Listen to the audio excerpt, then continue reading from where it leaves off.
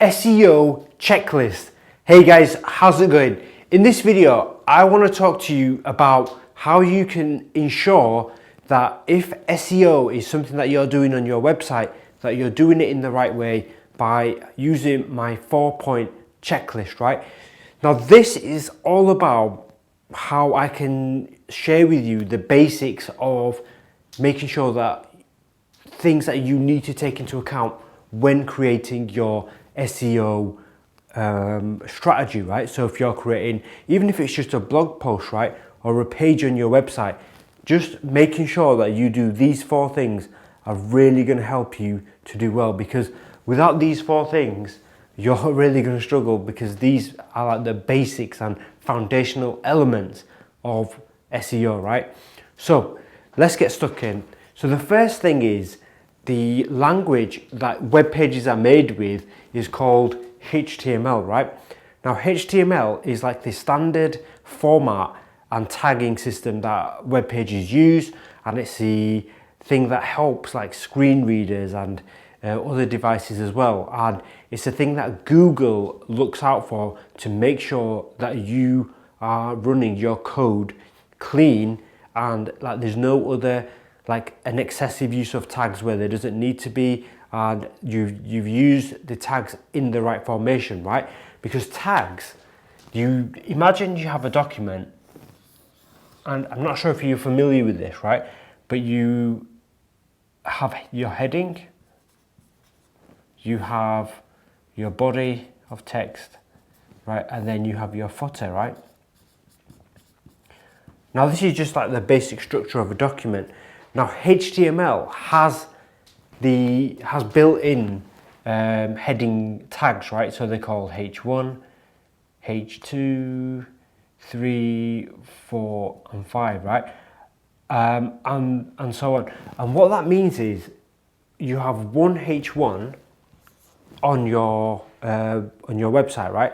And then you only need to use the other ones secondary to support the structure of your document, right? So meaning if you've got subheadings and subheadings, then you would use these in the sort of relevant order as it is. And then your body of text has like paragraph texts, and it's got list items and ordered list items and unordered lists and all this sort of stuff. And then your footer is a container element, right? And I'm not getting into it too much, right? Because I think I'm going off on a tangent and I'm being a bit too technical here, right? But if you don't know about it, then HTML is something that there's ways of checking valid HTML. So you could, if somebody's creating your blog or blog post for you or page or whatever it is for you, right? You can get them that URL, and you could get them to check it through a HTML validator, right? There's loads online, like I think W3C HTML validator is like one of the main ones, right? But there's a ton of them out there, right? And what that'll do is it'll tell you if you've got any broken tags, any tags that are excessively used or duplicate tags. But what this means is you've optimized your code, right? And it really is worth the effort if you're building SEO strategy, right? Meaning if you're working on search engine optimization and you're wanting to rank for Google, if that's a main part of your thing, then you want to make sure that you do this HTML thing properly from the off, right? So your content, your blog post or your page is relevant, and the HTML for that code is clean, right? So that leads us nicely onto number 2, because number 2 is keywords, right? And there's a few terms out there there's things like keyword density, and I think, I've heard over the years, I've heard like some people say it should be 10%, it should be 20%, it should be 30%, right? And what it means is the amount of keywords that you use throughout your page or throughout a paragraph, the ratio, right, of keywords. You don't want to overdo it. But I reckon in a page, if you mention your keywords, depending on how long a page is, but if you say like, I don't know, even if you say, let's say 500 words, honestly, you only really need to, and this is a number that I'm just sort of pulling out, but you only need to mention your keywords about, I don't know, about 5 to 10 times. Because if you've structured it in the right way, using these tags and stuff, then you shouldn't need to use it more than that, because you should mention it in your, you know, obviously once in your headings, maybe in your subheadings where it's relevant, and then maybe once in each of your paragraphs. And what that does is it makes like a 4-paragraph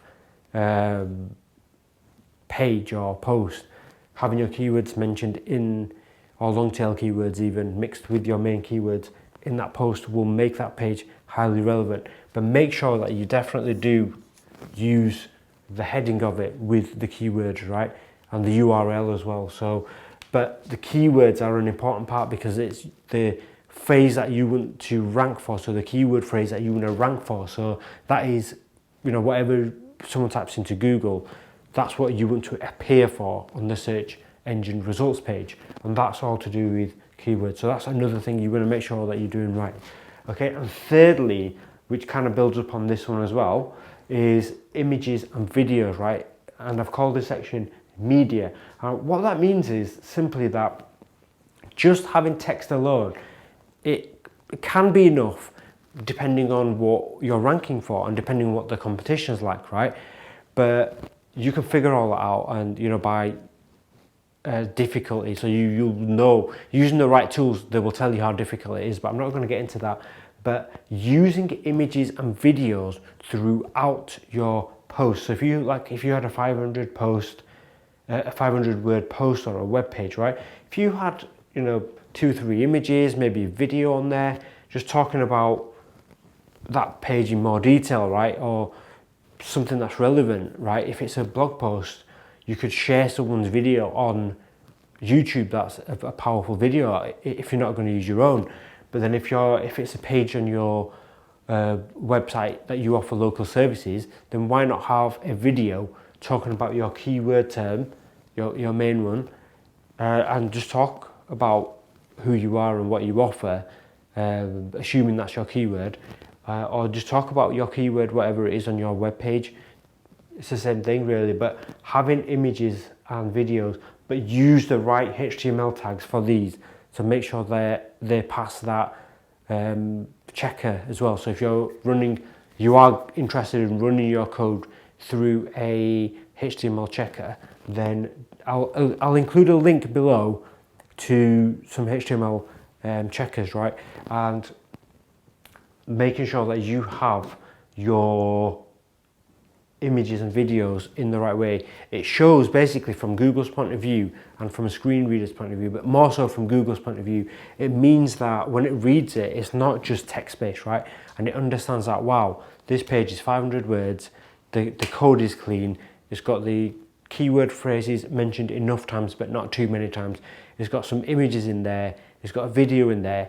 This is a good piece of content because it's not just text, and it's not just text in one HTML tag, or you know, it's structured properly, someone's put the effort into this and it's relevant, and then you've optimized it, right? So as part of a checklist, it's optimized, and then you've got a lot better chance of maintaining a good score with like Bing or Yahoo or Google search engines, right? And the last and final thing is backlinks, right? I'm sure you've heard of backlinks, right? Some people refer to backlinks being the currency of Google, right? Meaning it's the one thing that Google rates websites on or whatever, right? When it comes to SEO. And I do agree with that. I do think that backlinks are a massive part, and I understand why people say it's a currency, because if that's your website in the middle, if other websites link to you from Google's perspective, if these are authoritative and, you know, quality websites, and, you know, it's a decent website and they're linking to you, then, you know, that shows that your website is a solid website, because people are linking to it, and they're linking to it obviously for a reason. And when people link to it, you want to make sure that the text, so the link text, right, So if you're asking someone to link to a blog post or a web page, right, on your site, then you want to make sure that the link text they use is the keywords as well. So whatever you want to rank for on these biggest and more popular sites, you want to, or wherever you're getting backlinks from, you want to make sure that they, within the HTML text format, they use the link text and it's the keyword, right? So I'll just put keyword there. Now, this is going to lead me on to another video, right? Because, and I'm going to leave this video as it is because I think there's a lot to take on in a short space of time. But if you imagine that is our web page or our blog post, I'm going to call this what's known as what I call a linkable asset, right? Now that simply means your content, you put a lot of effort into your content and it's worthwhile that people of more popular websites would link to you, right? And more popular, I mean, they rank higher up in Google than yours do, right? So if they're already ranking higher up than yours and you've got multiple links coming to your website, what do you think that's going to do? If we've said that's the currency of Google backlinks, and they're already ranking and then they link to your site, it's going to lift your rankings up, right? So in the next video, what we're going to be, if you're interested in this whole SEO thing, is we're going to go a step further and we're going to talk about the linkable asset, right? And that's all to do with how to create this web page or this this post that we've sort of talked about already, but what goes into creating a solid piece of content that when you reach out to other people and when they see your content, they're going to turn around and say, wow, that's an excellent piece of content, and you know what, I will link back to this. And that's what is going to link that's what's going to give your website more juice in the search world, right? And it's going to rank your website higher up. So for the time being, guys, if you're interested, I'll include a link to that video in the description below, just because I know they can get lost. And then at least that way you can link straight to that video, guys. But for the time being, guys, take care, and I hope you've enjoyed this video.